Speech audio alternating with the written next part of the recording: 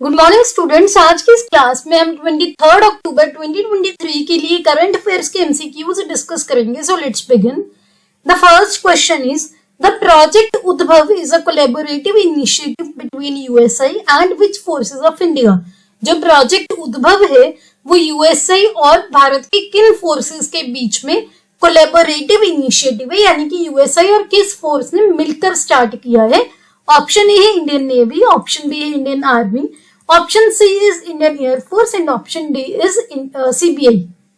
यहाँ पर आप देख सकते हैं इस क्वेश्चन का सोर्स। सो जो ये प्रोजेक्ट उद्भव है हमारे honourable defence minister Rajnath Singh ji ने रिसेंटली लॉन्च किया है। यूएसआई और इंडियन आर्मी के द्वारा ये कोलैबोरेटिव इनिशिएटिव है। इस प्रोजेक्ट का ऑब्जेक्टिव क्या है, क्या मकसद क्या है? तो बेसिकली इसमें क्या है कि जो एंशिएंट विजडम है, यानी कि पुरानी टाइम के जो भी सोर्सेस से हमें ज्ञान मिलता है उसको अभी कंटेम्पररी होता है प्रेजेंट, जो प्रेजेंट मिलिट्री प्रैक्टिसेस हैं उन दोनों को सिंथेसाइज करना है कि हम एंशिएंट विजडम को यूज करके कंटेम्पररी मिलिट्री प्रैक्टिसेस को इम्प्रूव करें, सो दैट जो मॉडर्न सिक्योरिटी चैलेंजेस हैं उसको एड्रेस करने के लिए एक यूनिक अप्रोच जो है वो डेवलप कर सकें। ये जो इनिशिएटिव है इंडियन आर्मी के द्वारा स्टार्ट किया गया है, ये जो एज ओल्ड विजडम को कंटेम्पररी मिलिट्री पेडागोगी के साथ इंटीग्रेट करने के लिए, और इसमें ब्रॉड स्पेक्ट्रम पर फोकस किया जा रहा है। बहुत ब्रॉड एक फील्ड लगा लो, एक बहुत ब्रॉड क्राइटेरिया लगा लो। तो उसमें क्या है, मिलिट्री सिस्टम्स भी हैं, टेक्स्ट बुक्स भी हो गए, रिलीजियस टेक्स्ट हो गए, किंगडम्स हो गए, जो पुराने राजा वगैरह के जो भी प्रैक्टिसेस थी वहां की नॉलेज हो गई, स्टडीज हो गई, थीम बेस्ड स्टडीज हो गई, कुटल्या स्टडीज हो गई। तो हर चीज उसमें उन्होंने इन्वॉल्व की है। तो मल्टीपल चीजों से वो क्या करेंगे, चीजों को निकालने की कोशिश करेंगे और हमारी जो मॉडर्न मिलिट्री प्रैक्टिसेस हैं उसको इम्प्रूव करेंगे। तो इसका आंसर है option B, that is India. काफी इंपॉर्टेंट क्वेश्चन है। ऐसे जो एग्जाम्पल्स होती हैं उनको आप अपने क्वेश्चंस में, इंटरव्यूज में वहां पर क्या है इसको कोट भी कर सकते हो। The next question is the paintbrush swift is a species of। paintbrush swift क्या है, किस चीज की स्पीशीज है? ऑप्शन ए है अ प्लांट, ऑप्शन बी है अ फ्रॉग, ऑप्शन सी है बटरफ्लाई एंड ऑप्शन डी है नन ऑफ द अबव। यहाँ पर आप इस क्वेश्चन का सोर्स देख सकते हैं। सो बेसिकली क्या है, एक पेंट ब्रश स्विफ्ट नाम की बटरफ्लाई की स्पीशीज है जो कि पहली बार फर्स्ट टाइम इंडिया के हिमाचल प्रदेश में जो है वो देखी गई है। इसका जो साइंटिफिक नेम है वो क्या है, बाओरिस फरी। तो एक्चुअल में क्या है, जो पेंट ब्रश स्विफ्ट है ये बहुत ही रेयरली मिलती है स्टेट में, हिमाचल प्रदेश में। वैसे जो हिमाचल प्रदेश है वो टोटल जो इंडिया में बटरफ्लाईज मिलती हैं उसमें से 1/4 25% जो है हिमाचल प्रदेश में मिलती है। लेकिन फिर भी ये वाली स्पीशीज बहुत रेयर है। इंडिया के हिमाचल प्रदेश में 120 स्पीशीज जो है अभी तक डॉक्यूमेंट की गई हैं वाइल्ड भट्टियाट प्रोजेक्ट के अंडर। सो ये जो बटरफ्लाई है वेस्टर्न हिमालयस में भी काफी रेयर है। ये रिसेंटली हिमाचल प्रदेश के चंबा जिले में देखी गई, तो ये न्यूज में थी। पेंट ब्रश स्विफ्ट क्या है, एक हस्परलिडे फैमिली का एक स्पीशीज है जो कि अक्टूबर में ही देखी गई थी। एक सर्वे हुआ था वाइल्ड भट्टियाट प्रोजेक्ट के अंडर, वहां पर ये देखा गया। ये जो स्पीशीज है ये 1878 के बाद अभी तक नहीं देखी गई, पहली बार हुआ है। और ये जो है पहली बार डिस्क्राइब की गई थी, इसके बारे में जो इंफॉर्मेशन दी गई थी एक जो इंसान थे फ्रेडरिक मूर, तो उन्होंने 145 सालों से भी पहले इसके बारे में इंफॉर्मेशन दी थी ईस्टर्न हिमालय से। तो ये चीज आपको ध्यान रखनी है। अभी तक जो ये प्रोजेक्ट है, जो वाइल्ड भट्टियाट प्रोजेक्ट है, जो भट्टियाट फॉरेस्ट रेंज है डलहौजी फॉरेस्ट डिवीजन की, उनके द्वारा स्टार्ट किया गया है। इसमें काफी सारी जो बटरफ्लाई की स्पीशीज है डॉक्यूमेंट की गई है। तो जो ये प्रोजेक्ट का नाम है ये भी आपको पता होना चाहिए, कई बार पूछ लेते हैं। तो ये चीजें हैं जो आपको ध्यान रखनी है।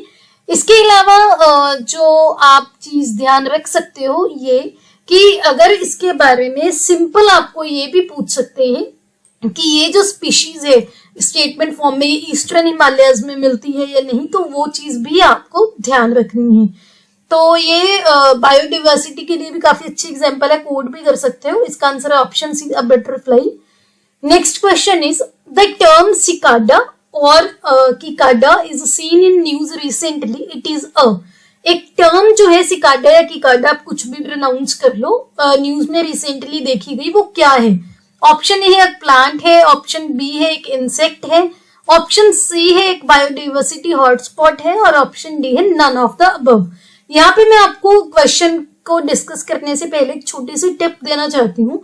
सो कई बार क्या होता है, क्वेश्चंस में आप एलिमिनेशन मेथड यूज करते हो। फॉर एग्जाम्पल, आपको यही क्वेश्चन आता है जिसमें से आपको पता है कि ये प्लांट तो नहीं है या ये बायोडाइवर्सिटी हॉटस्पॉट तो नहीं है, लेकिन आपको कंफर्म नहीं है कि ये इंसेक्ट है या नहीं है, और फोर्थ ऑप्शन क्या दे रखी है, नन ऑफ द अबव। तो ऐसे क्वेश्चंस को बहुत ज्यादा, अगर आपके पास कोई ऑप्शन ही नहीं है, रिस्क लेना पड़ेगा तो अटेम्प्ट कीजिएगा, वरना ऐसे क्वेश्चंस को छोड़ना चाहिए।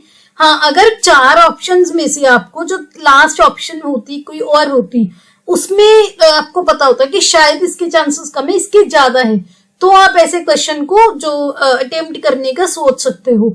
बाकी हर इंसान की जो स्ट्रेटेजी है क्वेश्चंस को अटेम्प्ट करने की डिफरेंट होती है, आपकी भी डिफरेंट हो सकती है। सो जिन किसी को भी ये टिप अच्छी लगी वो इनकॉर्पोरेट कर सकते हैं अपने एग्जाम से अटेम्प्ट करते रहें। तो इसका भी आप यहाँ पर सोर्स देख सकते हो। सो बेसिकली क्या है कि काटा एक इंसेक्ट है, जिसकी आप यहाँ पर पिक्चर भी देख सकते हो, ये जो है ये इंसेक्ट है।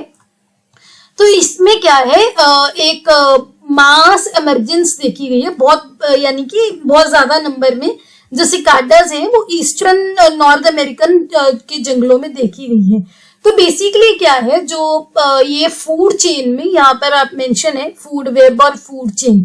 तो फूड चेन और फूड वेब में पहले तो आपको डिफरेंस पता होना चाहिए। फॉर एग्जांपल, यहाँ पे ए स्पीशीज है जिसको सिर्फ बी खाता है, बी को सिर्फ सी खाता है, एक लीनियर वे में चल रही है, that is a food chain. लेकिन जो आपकी फूड वेब होती है, मैं आपको कलर चेंज करके, फॉर एग्जांपल ये एक स्पीशीज है ए, इसको बी भी खा सकता है, इसको सी भी खा सकता है, आगे इसको डी भी खा सकता है, इसको ई भी खा सकता है, इसको एफ भी खा सकता है। तो ऐसे क्या है, मल्टीपल यहाँ पर आपके पास जो है ऑप्शंस होती हैं। तो आगे इन दोनों को एक और ऑर्गेनिज्म खा सकता है, फॉर एग्जांपल एच।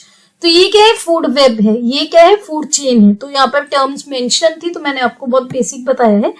तो इस न्यूज में क्या है कि जो बर्ड्स होते हैं वो जो कैटरपिलर्स होते हैं, लीफ ईटिंग कैटरपिलर्स, एक्चुअल में कैटरपिलर क्या है, बटरफ्लाई की एक इनिशियल स्टेज होती है। तो जो लीफ ईटिंग कैटरपिलर्स होते हैं उनको जो इंसेक्ट ईटिंग बर्ड्स है, पक्षी हैं, वो बेसिकली मेन जो उनका शिकार होता था लीफ ईटिंग कैटरपिलर्स होता था। लेकिन अब क्या है कि जो सिकाडास है बहुत ज्यादा नंबर में आ गए हैं, तो जो बर्ड्स हैं उनका जो शिकार है वो शिफ्ट हो गया है लीफ ईटिंग कैटरपिलर से सिकाडास पर। तो उससे क्या हुआ, लीफ ईटिंग कैटरपिलर्स जो है उनकी पॉपुलेशन जो पहले थी उससे ज्यादा हो गई, क्योंकि उनका जो शिकार था कम होने लग गया। तो वो क्या है, लीव्स को ज्यादा खाने लग गए। अब वो अगर ज्यादा खाएंगे तो नेचुरली बायोडाइवर्सिटी को जो है वो नुकसान होगा। जो लीफ ईटिंग कैटरपिलर्स होते हैं वो मेनली ओक सैपलिंग्स जो है, ओक का जो पेड़ होता है उसके पत्ते खाते हैं। तो इससे क्या है कि जो लीफ डैमेज है वो ऑलमोस्ट डबल हो गया है। तो ये एक फैक्टर बताया गया है। आपको सिकाडा का नाम याद रखना है, कौन से एरिया में देखा गया, फूड वेब क्या है, फूड चेन क्या है। तो ये चीजें बहुत माइनर सी एग्जाम्स में पूछी जा सकती हैं, आपको पता होना चाहिए। तो ये क्या है, एक इंसेक्ट है। Next question is NASA's InSight lander is a mission to study which planet. NASA का जो इनसाइट लैंडर है ये कौन से ग्रह को, कौन से प्लैनेट को स्टडी करने के लिए एक मिशन है। ऑप्शन ए है वीनस, ऑप्शन बी है मार्स, ऑप्शन सी है जुपिटर एंड ऑप्शन डी है सैटर्न। यहाँ पर आप इसका भी सोर्स देख सकते हैं। सो ये क्या है, मार्स को एक टॉपिक था, इसमें क्या डिस्कस किया गया था कि जो मार्स है, मंगल ग्रह है, ये यहाँ पर जो अर्थक्वेक है, भूकंप है, वो क्या ज्यादा आते हैं। एक क्वेक जो 4.7 मैग्नीट्यूड का था वो 6 घंटे तक जिसने मार्स पर शेक वगैरह जो डिस्टर्बेंस देखी गई, वो रिसेंटली नासा के इनसाइट लैंडर ने जो है रिकॉर्ड की। क्योंकि उसकी जो सीस्मिक सिग्नल्स थे वो पहले जो भूकंप नोन है कि मीटियोराइड के इम्पैक्ट से होते हैं। तो नासा की टीम का मानना है कि ये जो इवेंट था जो नासा के इनसाइट लैंडर ने रिकॉर्ड किया था, जिसको उन्होंने S1222A का नाम दिया था, हो सकता है वो किसी इम्पैक्ट से हुआ हो या इंटरनेशनल कोई फ्रेश क्रेटर का इंटरनेशनल सर्च हो रही हो, उसकी वजह से हो। तो पहली बार के सारे मिशंस जो हैं ऑर्बिट में, जो मार्स के आसपास जो ऑर्बिट होते हैं, जैसे ये ग्रह है, ये आसपास जो यहाँ पे ये ऑर्बिट है, तो ये क्या है, एक सिंगल प्रोजेक्ट में कोलैबोरेट हुए हैं और जो भी सैटेलाइट्स मार्स के आसपास घूम रहे थे उनका डाटा इकट्ठा करके जो है उसको स्टडी किया जा रहा है।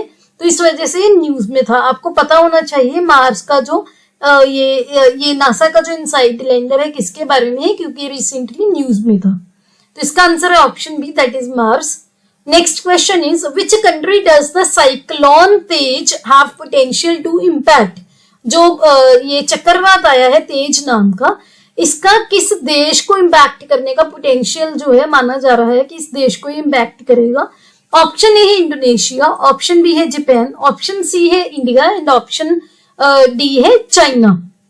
यहाँ पर आप देख सकते हैं इसका भी सोर्स। सो साइक्लोन जो तेज है ये माना जा रहा है कि ये किसको इम्पैक्ट करेगा, इंडिया में कुछ स्टेट्स को। क्यों? क्योंकि ये अरेबियन सी, फॉर एग्जाम्पल ये इंडिया है, आई एम सॉरी एक मिनट में, वैसे मेरी ड्राइंग अच्छी नहीं है, स्टिल आई एम ट्राइंग की थोड़ी बेटर बन जाए वो। फॉर एग्जाम्पल ये इंडिया है, तो इस साइड वेस्टर्न साइड क्या है आपका अरेबियन सी है, इस साइड क्या है बे ऑफ बंगाल जो कि बंगाल की खाड़ी है, यहाँ पर अरेबियन सी है। इस वाले एरिया में जो है, इस वाले जो सी में साइक्लोन तेज जो है वो देखा जा रहा है। और ये जो अगर इंडिया की जो वेस्टर्न कोस्ट पे स्टेट्स हैं उसको इम्पैक्ट करने का जो है एक प्रिडिक्शन लगाया जा रहा है कि ये इनको इफेक्ट कर सकता है। ये जो साइक्लोन है ये यमन देश है जो और ओमान है उनके कोस्ट के बीच में से क्रॉस करेगा और 25 अक्टूबर को ये लैंडफॉल करेगा। अब लैंडफॉल जिन लोगों ने मेरी प्रीवियस वीडियोस देखी है उनको पता होगा, हमने डिस्कस हम बहुत बार कर चुके हैं साइक्लोन्स के बारे में। तो क्या है लैंडफॉल, क्या होता है साइक्लोन के लिए, जो ट्रॉपिकल साइक्लोन्स हैं उनके लिए क्या मेन कंडीशंस हैं उनको चाहिए, तो वो आपको कमेंट सेक्शन में बतानी है। इसका आंसर है option C, that is India. Next question is recently government of India launches star labelling program for which of the following. Bharat की सरकार ने रिसेंटली स्टार लेबलिंग प्रोग्राम एक लॉन्च किया है, किसके लिए इनमें से। ऑप्शन ए है इलेक्ट्रिक कार्स, ऑप्शन बी है सैटेलाइट्स, ऑप्शन सी है solar photovoltaic modules and option D है फ्लोर टाइल्स। तो यहाँ पर आप देख सकते हैं स्टार लेबलिंग प्रोग्राम क्या है कि जैसे किसी जो क्वालिटी वाइज है बहुत सारे पैरामीटर्स के बेस्ड वो अप्लायंस को 1 स्टार 2 स्टार 3 स्टार ऐसे दिए जाएंगे। फॉर एग्जांपल आप एसीज में बहुत कॉमन देखते होंगे, आपके रेफ्रिजरेटर्स में, सीलिंग फैंस में, तो बहुत सारी चीजें हैं इंडिया में जहां पर अभी स्टार रेटिंग मैंडेटरी है। तो वो लिस्ट आपको पता होनी चाहिए। अगर आपको पता है कमेंट सेक्शन में बताइएगा, नहीं पता तो प्लीज उसके बारे में पढ़ लीजिएगा, बहुत कॉमन एग्जाम्स में पूछी जाती हैं अगर उसके बारे में कोई भी चीज न्यूज में हो। तो गवर्नमेंट ने स्टार लेबलिंग प्रोग्राम जो है सोलर फोटोवोल्टिक मॉड्यूल्स के लिए लॉन्च किया है। इससे क्या होगा, सोलर फोटोवोल्टिक मॉड्यूल्स ये होते हैं जो क्या करते हैं सोलर एनर्जी को कैप्चर करके इलेक्ट्रिक एनर्जी में कन्वर्ट करते हैं, इससे बिजली प्रोड्यूस होती है, जैसे आप लेमन लैंग्वेज में समझ लो। तो ये जो प्रोग्राम है स्टार्स की रेटिंग के अकॉर्डिंग जो सिटीजन्स हैं वो उसके बेस्ड डिसीजन ले सकेंगे कि हमने सोलर फोटोवोल्टिक मॉड्यूल लगाना है या सोलर पैनल लगाना है। ये क्या है 2 साल के लिए तो वॉलंटरी है सभी कंपनीज के लिए, लेकिन उसके बाद जरूरी हो जाएगा। तो इसी वजह से आपको ध्यान रखना है। सोलर पैनल्स क्या करते हैं, लाइट एनर्जी को जो सन से कैप्चर होती है उसको इलेक्ट्रिक एनर्जी में कन्वर्ट करते हैं। तो इसका आंसर है option C, that is solar photovoltaic modules. Next question is what is the name of India's first regional rapid transit system. Bharat के पहले रीजनल रैपिड ट्रांजिट सिस्टम का क्या नाम है। ऑप्शन ए है भारत जोड़ो ट्रेन, ऑप्शन बी है इंडिया एक्सप्रेस, ऑप्शन सी है भारत तेज दिव्यकृति एंड ऑप्शन डी है नमो भारत ट्रेन। यहाँ पर आप देख सकते हैं, सो इंडिया का जो first regional rapid transit system है RRTS, ये क्या है, एक नया rail based semi high speed high frequency commuter transit system है, जिसकी जो स्पीड है वो 180 किलोमीटर पर आवर है, एनसीआर में ज्यादा कनेक्टिविटी देने के लिए। सो रिसेंटली हमारे प्रधानमंत्री जी ने गति शक्ति जो नेशनल मास्टर प्लान के बारे में बात की थी, उसी के नक्शे कदम पर जो ये नेटवर्क है ये लॉन्च किया गया है। ये क्या करेगा, मल्टी मोडल इंटीग्रेशन करेगा रेलवे स्टेशन, मेट्रो स्टेशन, यानी कि railway station, metro station, bus services, अलग अलग चीजों को जोड़ेगा आपस में, आपको फैसिलिटी देगा, इनके थ्रू ट्रेवल करके आप एक जगह से दूसरी जगह पहुंच सको, बेटर कनेक्टिविटी देगा। तो इसका नाम क्या है, नमो भारत ट्रेन। ये रिसेंटली लॉन्च की गई है दिल्ली गाजियाबाद मेरठ RRTS कॉरिडोर के साहिबाबाद दुहाई स्ट्रेच में। तो ये आपको पता होना चाहिए, इसका नाम नमो भारत ट्रेन, सिंपल भी आपको आ जाएगा कि नमो भारत न्यूज में था, ये क्या है एक। तो इसका आंसर है option D, that is Namo Bharat train. Next question is the Dhordo village is awarded as one of the best tourism villages by UN world tourism organization. It is situated in which state in India. जो धौरतो गांव है उसको best tourism village में से one of the best tourism village एक award दिया गया है United Nation World tourism Organization के द्वारा। ये जो विलेज है धौरतो विलेज, ये कहां पर है, भारत के कौन से राज्य में है? ऑप्शन ए है आंध्र प्रदेश, ऑप्शन बी है मणिपुर, ऑप्शन सी है ऑप्शन ए है अरुणाचल प्रदेश, ऑप्शन बी है मणिपुर, ऑप्शन सी है Andhra Pradesh and option D है गुजरात। तो यहाँ पर आप देख सकते हैं UNWTO ने गुजरात के, जो गुजरात का कच्छ रीजन है उसमें एक धौरतो गांव है, जो कि वहां पर हर साल रण उत्सव भी होता है, जो व्हाइट डेजर्ट फेस्टिवल भी जिसको बोलते हैं, उसको जो है one of the best tourism village का अवार्ड दिया है। धौरतो में एक मुतवा कम्युनिटी भी है जो सिंध से है, जो पाकिस्तान में अभी करंटली रीजन है, जो कि मुतवा एम्ब्रॉयडरी, एक एम्ब्रॉयडरी होती है, जैसे आपकी वर्क हो गया जो आपके सूट्स पर, गारमेंट्स पर। तो ये क्या है, बहुत ही सुंदर एक एम्ब्रॉयडरी होती है जिसमें mirrors, silver jewellery, leather embroidery वगैरह यूज होती है। तो मुतवा कम्युनिटी जो है मुतवा एम्ब्रॉयडरी में फेमस है, जो वहां पर स्पेशलाइज्ड है, जो कि सिंध एरिया से है और धौरतो में रहते हैं। तो ये भी आपको पॉइंट ध्यान में रखना है। इसका आंसर है option D, that is Gujarat. Next question is United Nations World tourism Organization headquarters located in. United Nation के जो वर्ल्ड टूरिज्म ऑर्गेनाइजेशन है UNWTO, इसके हेडक्वार्टर्स कहां पर हैं? ऑप्शन ए है फ्रांस, ऑप्शन बी है जर्मनी, ऑप्शन सी है स्पेन एंड ऑप्शन डी है इंग्लैंड। ये हम क्यों डिस्कस कर रहे हैं, क्योंकि अभी अभी जो धौरतो की न्यूज देखी थी उसके रिलेटेड। तो जो United Nation World tourism Organization है, ये 1946 में प्रपोज किया गया था कि ऐसा कुछ बनाना है, Union of Official Tourist Propaganda Organization को रिप्लेस करके UNWTO का नाम देना है। इसके हेडक्वार्टर्स कहां पर है? स्पेन के मैड्रिड में।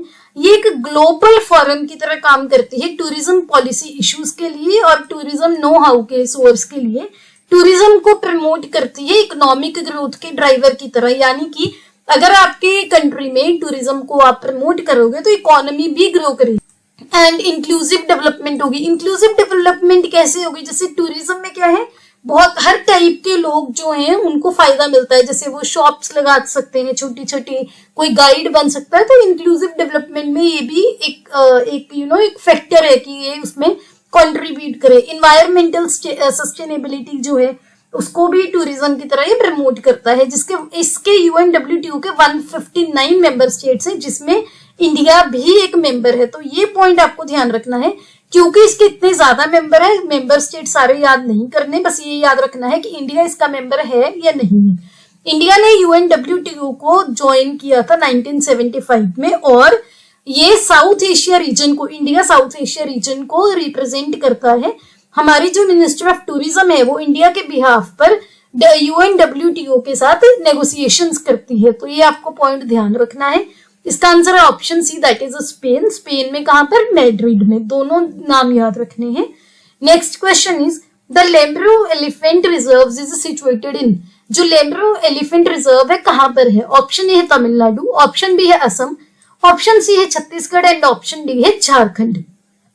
यहाँ पर आप देख सकते हैं जो लेम्ब्रो एलिफेंट रिजर्व है ये कहाँ पर है? पहली बात तो छत्तीसगढ़ में।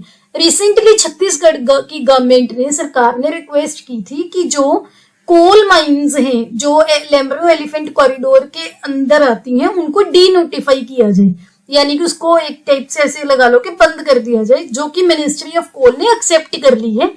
जो लेमरू एलिफेंट रिजर्व है ये हसदियो अरण्या फॉरेस्ट है, जो जंगल है, जो कि कोरबा जिले में है और इसको छत्तीसगढ़ के लंग्स बोला जाता है, उसका ये पार्ट है। लेमरू क्या है? एक एलिफेंट रिजर्व है जो कि ह्यूमन एलिफेंट कन्फ्लिक्ट को बचाने के लिए स्टैब्लिश किया गया था, क्योंकि जो एलिफेंट्स है वो छत्तीसगढ़ में जब उड़ीसा और झारखंड से आते हैं तो उस टाइम क्या होता है, ह्यूमन एनिमल कन्फ्लिक्ट्स होते थे, तो उसको बचाने के लिए लेमरू एलिफेंट रिजर्व जो है स्टैब्लिश किया गया था।